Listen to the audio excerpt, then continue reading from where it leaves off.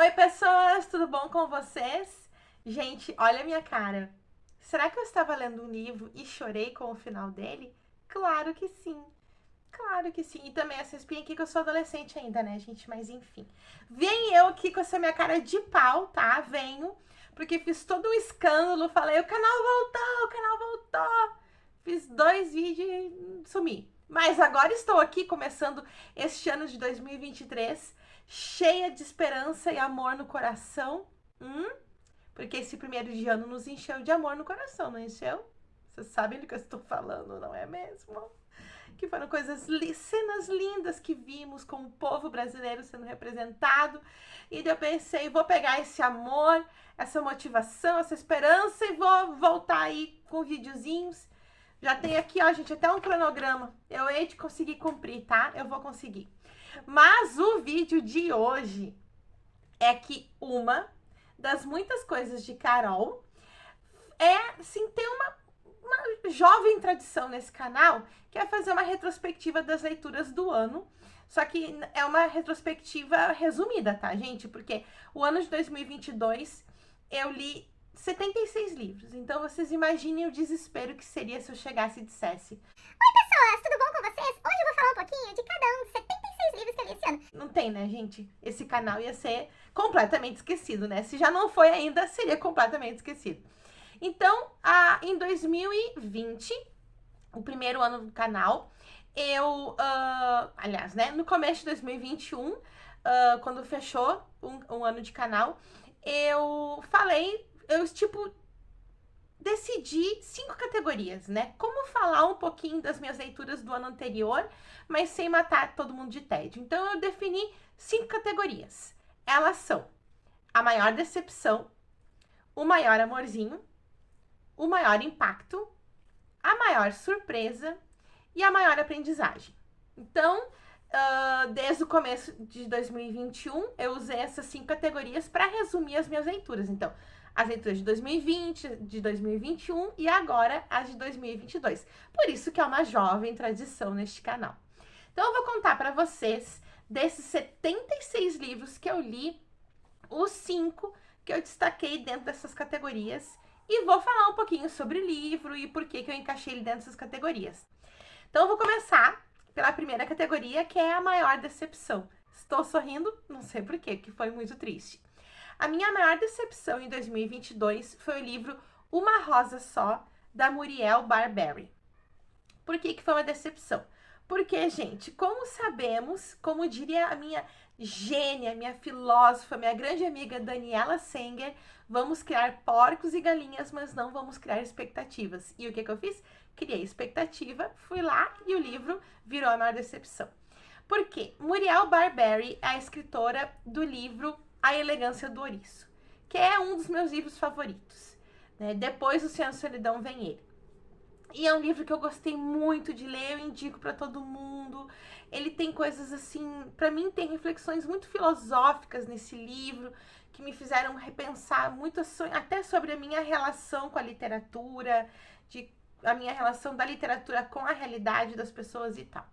Fui muito animada a ler Uma Rosa Só, muito cheia de expectativas e, como sempre, quem tem expectativa quebra a cara. Eu tenho a impressão que a Muriel pensou assim, ó, eu queria tanto escrever um livro, assim, só para homenagear o Japão mesmo, sabe? Só para eu descrever como eu acho lindas as coisas do Japão, como eu gosto do Japão, como o Japão é maravilhoso, como o Japão é o Japão. E ela pegou e escreveu esse livro. O livro é ruim? Eu nunca tenho coragem de dizer que um livro é ruim. Eu só tenho coragem de dizer que eu e o livro não nos gostamos, a gente não se deu bem. O que eu penso, gente? Eu não sou uma pessoa que me interesso pela cultura japonesa ou que estudo, que conheço. Então, eu acho que me faltou esse background, essa referência, para que aquelas coisas me fizessem sentido.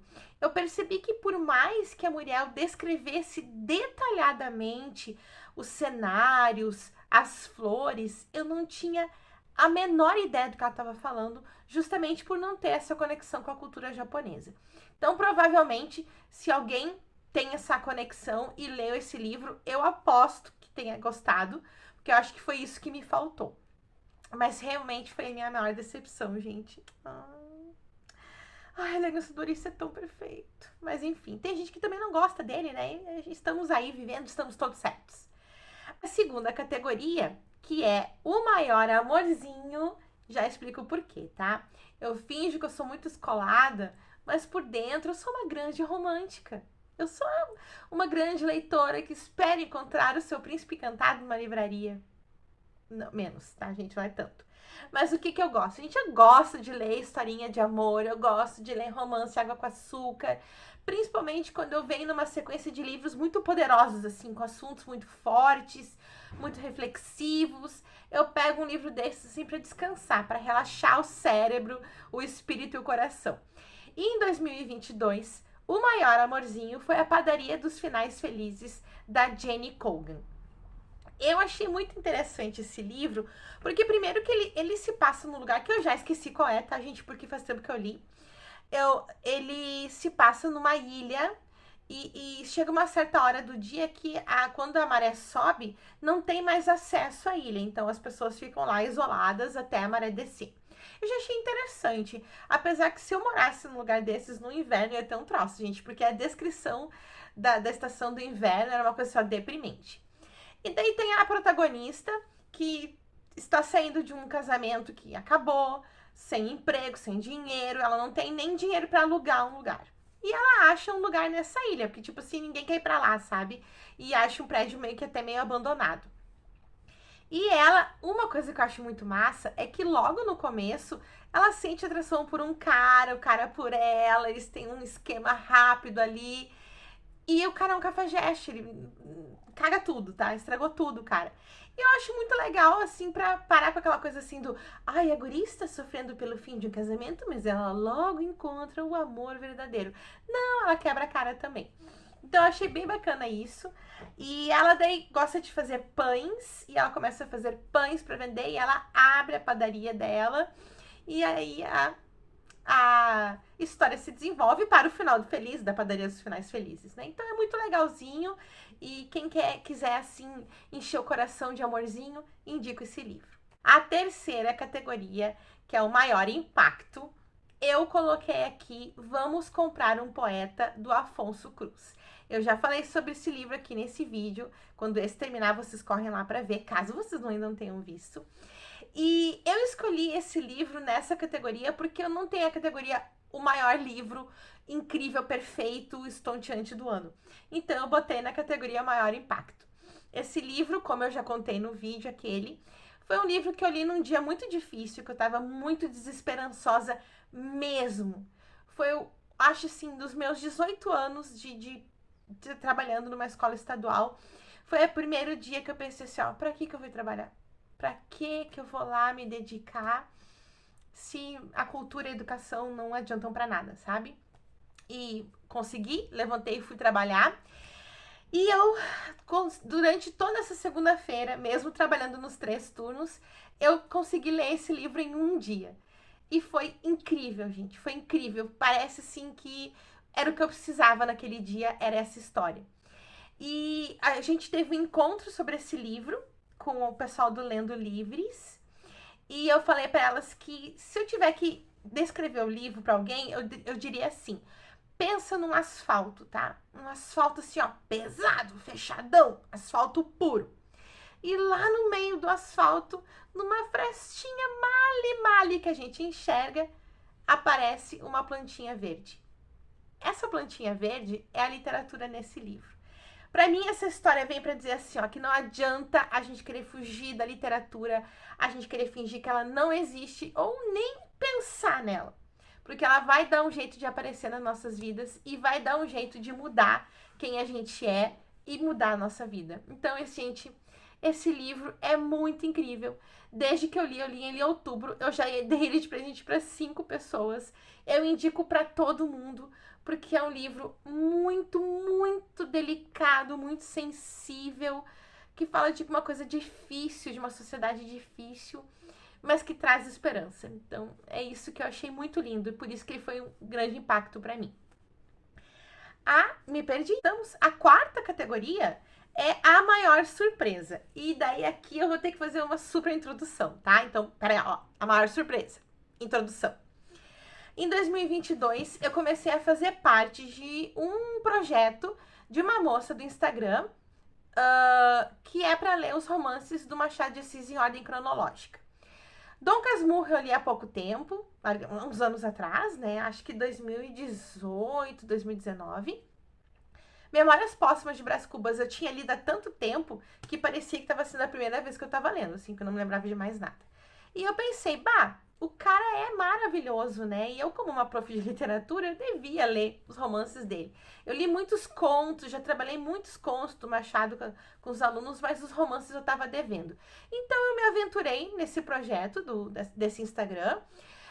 Li ali os primeiros romances ainda influenciados pelo romantismo, que nem Helena, Mão e a Luva, Yaya Garcia. Fiz também um vídeo sobre isso aqui, sobre os 3 primeiros romances do Machado de Assis. Dei uma olhadinha lá. E daí cheguei no Alienista. A própria moça que organizou o cronograma, o projeto, explica que o Alienista não é bem um romance, né? Ele é mais um conto. Mas ela quis botar porque era muito legal. E eu, vamos ver. Gente, quando eu terminei de ler o Alienista, eu fiquei caminhando só por dentro de casa, porque eu fiquei num pico de adrenalina, porque esse homem, em 1880 e não sei quantos, ou 1890 e não sei quantos, não sei quando é que foi. Peraí que eu vou pegar pra dizer pra vocês. Eu tenho anotado aqui, tá, no meu super caderno que eu fiz especial para esse projeto do Machado. Eu tenho aqui o cronograma, né? Então eu vou dizer pra vocês. Eu tenho aqui direitinho, ó, né, os livros que a gente leria agora em 2022. O Alienista é de 1882. E o que é o Alienista? Vocês me perguntam. E eu respondo. O Alienista é a grande metáfora da sociedade em que nós estamos vivendo, gente. É uma coisa impressionante, Machado de Assis, gente. Em 1882, esse homem escreveu uma metáfora sobre o Brasil de 2022, que eu espero que seja só de 2022 e acabe por aí. Gente, é assim, ó, não tem explicação, tá? Não tem explicação. Algumas meninas me disseram, algumas amigas minhas, ai, é chato, ai, não, é muito chato. Gente, eu fiquei tão envolvida com quantas coisas a gente consegue conectar a nossa vida de 2022, não consegui nem perceber se a linguagem era chata ou não. Achei até a linguagem bem simples para o Machado de Assis. Então, o Alienista, do Machado de Assis, foi a maior surpresa que eu tive esse ano, porque eu não sabia do que se tratava, né? Feio dizer isso, né? Prof de literatura.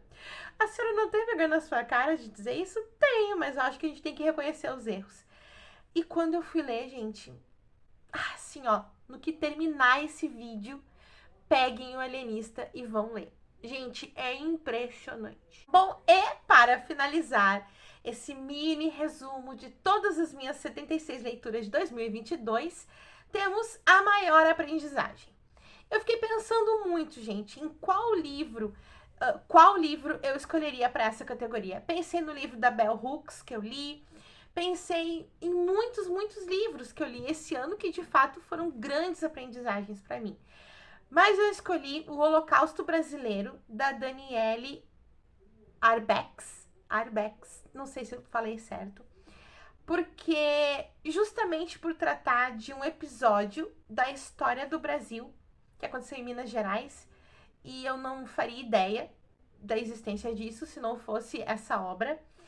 E até tá um pouquinho conectado ao Alienista, né? Porque também fala de manicômios e hospícios, né? E esse tipo de instituição que existia e infelizmente ainda existe, espero eu que em diferentes condições, do que a que é descrita no Holocausto Brasileiro.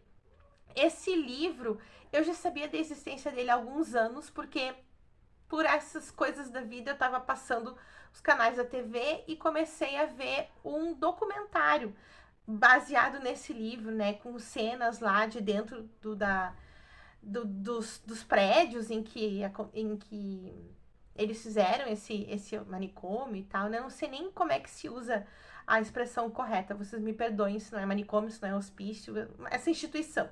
tá? E são histórias, assim, gente, inacreditáveis, histórias horríveis. Primeiro que não só de como as pessoas eram tratadas lá dentro, como que eram os tratamentos para essas pessoas que tinham esses problemas, mas também o que levou algumas pessoas a serem internadas lá. E daí a gente vai ter que falar aqui também um pouquinho da situação da mulher, né? Algumas coisas que algumas histórias que me deixaram muito impressionadas, duas delas foram justamente em relação às mulheres. Uma delas de uma menina, uma adolescente, que foi trabalhar numa casa de família, dessas casas assim com nomes tradicionais e pessoas muito chiques e finas e requintadas. E essa menina foi estuprada pelo chefe da família, engravidou dele, e quando ele se deu conta que ela estava grávida, ele internou ela lá, para abafar o caso, para não ter escândalo, né, sobre o nome tão impressionante que a família dele tinha. Então, abusos, né, gente, que sempre existiram, e a gente tem a impressão que infelizmente sempre existirão. A outra situação é de uma mulher, de um filho, que foi junto com o pai dele. O pai dele não conheceu a própria mãe, né? Porque ela foi dito que. Agora eu não lembro, foi dito que a mulher tinha abandonado o filho. E eu sei que daí esse senhorzinho, junto com seu filho, descobriu que a mãe dele tinha sido internada nessa instituição, porque o pai desse senhorzinho não queria dividir a herança com ela. Se eu não me engano, ele queria se divorciar da mulher, casar com outra, daí internou ela lá, mentiu pro filho pequeno que a mulher tinha abandonado eles para não dividir herança. Então, assim, foi um livro de aprendizagem sobre, como eu falei, esse fato da história do Brasil, de que eu não tinha escutado, tinha escutado falar por causa do documentário, mas se esse livro não existisse, o documentário não existiria, eu não teria chegado até ele. Uma história de Minas Gerais, uma coisa assim absurda, e ainda histórias de situações das mulheres que parece que a gente vive, parece que é um ciclo, né, gente, que nunca acaba, parece que sempre se repete. Foram 5 livros que eu achei que mereciam destaque no ano de 2022, dentro dessas categorias que eu defini para mim lá no final de 2020 para contar para vocês. Óbvio que tem muitos livros incríveis que eu amei muito ter lido esse ano e poucos que eu não gostei. Foi um ano de ótimas leituras, gente, que olha, eu acho que eu posso contar nos dedos de uma mão os livros que eu não gostei. Espero que vocês fiquem curiosas e curiosos para ir atrás dessas leituras e não esqueçam, leiam O Alienista. Por favor, vale muito a pena. Um beijo para vocês e até mais ler.